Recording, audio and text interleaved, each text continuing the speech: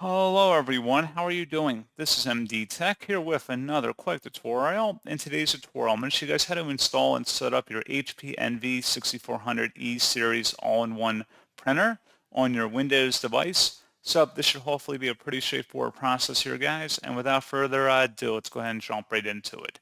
So all you have to do is open up a web browser, and in the Google search, you want to locate or search for HP Envy 6400E drivers. Best result, you come back with a support.hp.com webpage here that reads HP Envy 6400E all-in-one printer series. Open that up, and then on this page you want to scroll down and select the Easy Start Printer Setup software and then the corresponding download button.